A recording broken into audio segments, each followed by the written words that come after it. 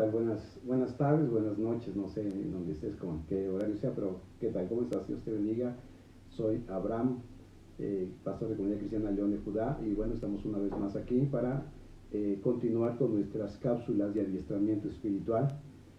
Ojalá que seas de los que has seguido aprendiendo con nosotros, y bueno, si es la primera vez que estás con nosotros, bienvenido, ¿verdad? Hoy vamos a seguir con el tema del segundo frente de batalla. Hemos estado aprendiendo que todo hombre tiene una batalla espiritual tridimensional, una guerra tridimensional en donde hay tres enemigos: la carne, el peor enemigo, el mundo y el reino de las tinieblas. Y hemos aprendido que estos tres frentes son frentes comunes en contra de la vida de todo hombre está enfrentando esta batalla, y bueno, hemos ido hablando de cada uno de ellos. Te invitamos a que busques en nuestra página Ministerios León de Judá las cápsulas pasadas, en donde hemos estado hablando ya del enemigo la carne, donde hemos hablado de la guerra tridimensional, y que ya tocamos una cápsula sobre lo que es el frente de batalla, el enemigo, el mundo, y hoy vamos a hablar una vez más sobre el mundo y sus deseos, ¿verdad? Entonces, bueno, me gustaría invitarte a que leas conmigo, por favor, 1 de Juan 2, versículo 15 al 17. Y bueno, hoy creo que vamos a poder aprender las bases, los principios, para poder dejar de estar preguntando. Quiero decirte, yo tengo, bueno, ya varios años como pastor, y una de las cosas que yo he oído mucho de las personas es, hay gente que siempre está preguntando si esto es bueno o esto es malo, si esto se debe de hacer o esto no se debe de hacer. Y creo que a veces estas preguntas lo único que están mostrando es que nosotros no tenemos un entendimiento claro de cuál es la vida espiritual que el Señor Jesús quiere que nosotros tengamos. Entonces creo que el tema de hoy nos va a ayudar a poder comprender de una manera más clara cómo poder discernir, ¿verdad? Qué es lo que una vida en el espíritu o una vida en la carne. Y bueno, pues vamos a hablar hoy también de la relación que existe entre lo que es el mundo y la carne. Hoy vamos a tocar un poquito el tema de cómo se conjuntan estos dos enemigos, la carne y el mundo, para aliarse y pelear en contra nuestra. Bueno, vamos a leer primera carta de Juan, capítulo 2, versículo 15 al 17, y dice lo siguiente: no améis al mundo ni las cosas que están en el mundo. Si alguno ama al mundo, el amor del Padre no está en él, porque todo lo que hay en el mundo, los deseos de la carne, anota eso, los deseos de la carne, los deseos de los ojos y la vanagloria de la vida, no provienen del Padre, sino del mundo, y el mundo pasa y sus deseos, pero el que hace la voluntad de Dios permanece para siempre. Ya en las cápsulas anteriores hemos aclarado a qué nos referimos cuando hablamos del mundo, ¿verdad? Y cuando hablamos del mundo estamos hablando de esa corriente, una corriente que Efesios 2 nos enseñó, que lleva hacia una dirección que es completamente contraria a Dios. Hemos hablado que el propósito del mundo es robarnos el amor del Padre, que nos enamoremos del mundo y que dejemos de amar al Padre. Pero hoy en este versículo lo que quiero hacer el énfasis es en que el apóstol Juan nos está diciendo que en el mundo hay factores. Uno es los deseos de la carne, los deseos de los ojos, el segundo, y el tercero es la vanagloria de la vida. Dice que estas son los tres factores, los tres elementos, las tres herramientas u objetivos que el enemigo utiliza para poder lograr el poder llevar a la humanidad hacia la corriente de sus estructuras, de sus sistemas, que, como lo hemos dicho, su objetivo por un lado es alejarnos de Dios, por otro lado es enamorarnos para que no amemos a Dios.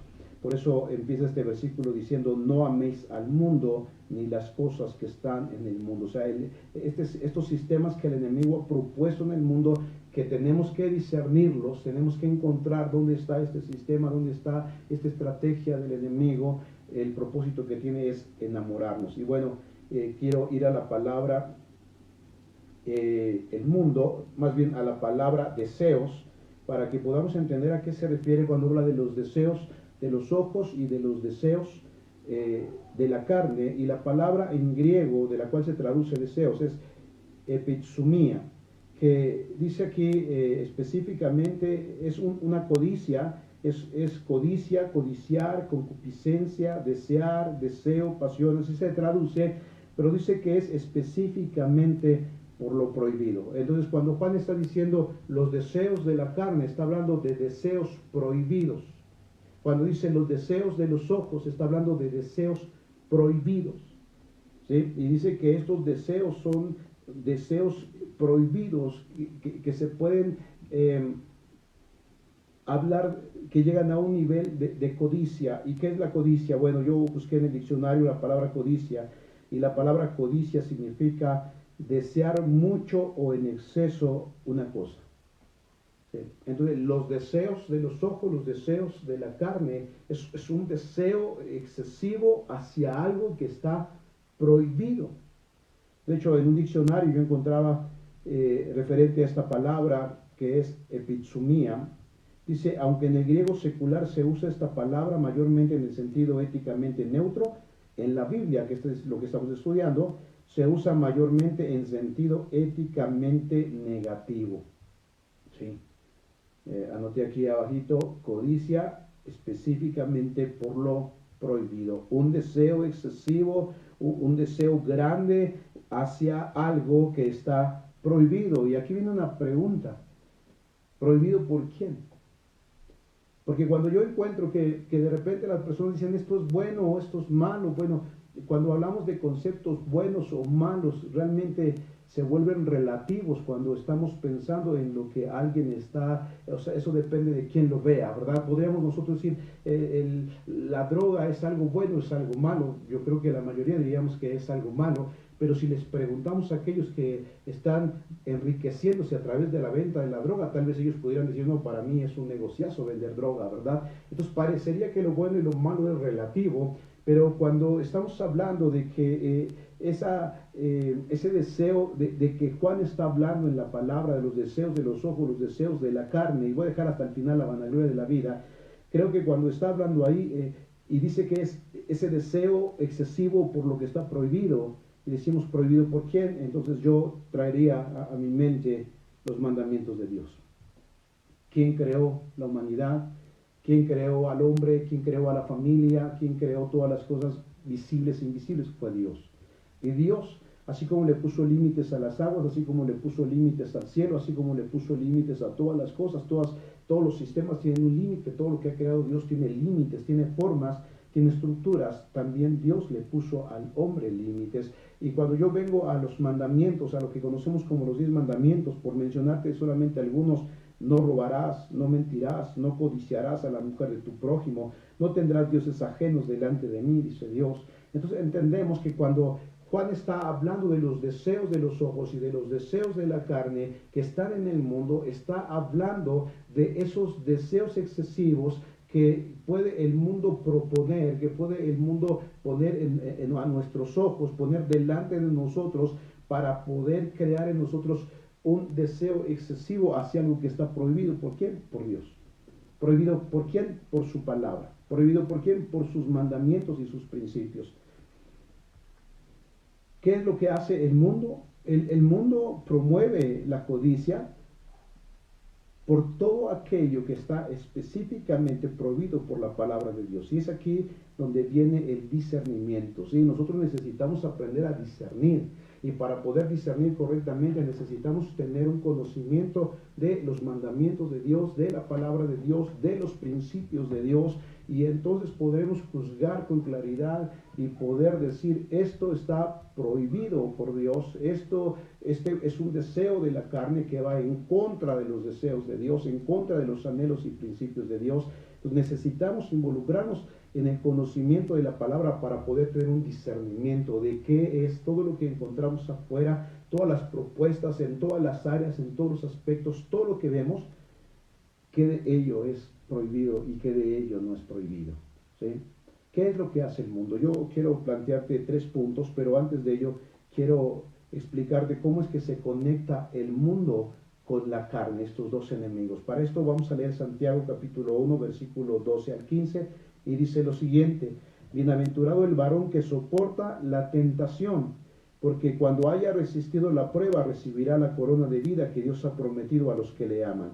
Cuando alguno es tentado, no diga que es tentado de parte de Dios, porque Dios no puede ser tentado por el mal ni él tienta a nadie. Y aquí adelante lo que voy a leer viene el proceso de lo que sucede dentro del ser humano cuando éste es tentado, cuando éste empieza a sentir un deseo del que estábamos hablando hace ratito. Y dice, cada uno es tentado, escucha, cuando de su propia concupiscencia es atraído y seducido.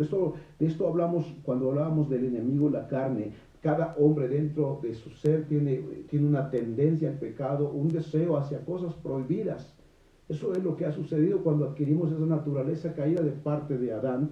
Y dice que cuando cada uno de su propia concupiscencia es atraído y seducido, y dice que entonces la concupiscencia, después que ha concebido, da a luz el pecado, y el pecado siendo consumado da a luz la muerte. Entonces primero empieza, dice que la propia concupiscencia nos atrae y nos seduce, y dice que esa concupiscencia, después que ha concebido, da a luz el pecado, y el pecado siendo consumado da a luz la muerte. Tengo aquí un vaso con agua. Imagínate que este fuera un vaso de alcohol. Voy a pensar que es una bebida alcohólica y que yo soy una persona que estoy esclavo del alcoholismo y que cuando empiezo a tomar una copa sigo con una segunda y tal vez una tercera, una cuarta y termino perdiendo el control debido al alcohol. ¿Qué es lo que sucede? Yo tengo una inclinación hacia las bebidas alcohólicas y cuando yo salgo en muchas partes y de muchas maneras y de muchas formas, yo encuentro afuera la propuesta de beber, encuentro la publicidad, encuentro la fiesta, encuentro el amigo que me quiere invitar, no tengo que comprarla, él me la invita, encuentro la manera de encontrarme con esta bebida y lo que sucede es que dentro de mí empieza a haber un deseo excesivo hacia querer tomar esta bebida y en mi mente empieza una invasión de pensamientos donde digo, bueno, hace mucho que no he tomado, bueno, voy a tomar una y solamente una, después de eso dejo de tomar y empiezo a justificar en mi mente porque ya estoy concibiendo el pecado y cuando yo decido tomar esta copa y empezar a beber y que muy probablemente después de esa copa seguirá una segunda, una tercera, una cuarta, una quinta y tal vez termine totalmente ebrio, volveré a haber caído en el pecado. Ese es el proceso de lo que sucede. Y te pongo este ejemplo del alcohol, pero lo mismo pasa con el fornicario, lo mismo pasa con el adúltero, lo mismo pasa con el ladrón, lo mismo pasa en todos los aspectos y en todas las áreas de las manifestaciones de la carne. Esto puedes encontrarlo en Gálatas 5, 19 en adelante. ¿Qué es lo que sucede entonces? El mundo lo que hace es proponerle, tengo aquí tres cosas que quiero enseñarte respecto a lo que hace el mundo. Por ejemplo, la primera es que el mundo monta el escenario propicio para que veamos y codiciemos. El mundo en diferentes áreas, de diferentes formas, vas a encontrar que está siempre proponiéndonos, poniendo ese escenario que es propicio para el pecado. Es tu tarea, es mi tarea discernir, por ejemplo, lo que vemos en la televisión.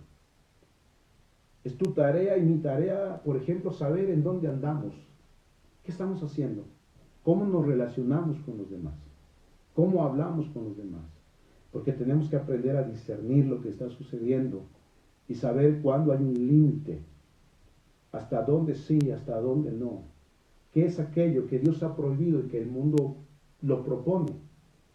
El mundo dice, está bien, puedes hacerlo. La otra cosa que sucede con el mundo es que el mundo también, por otro lado, adoctrina. El pueblo de Israel fue exhortado por Dios.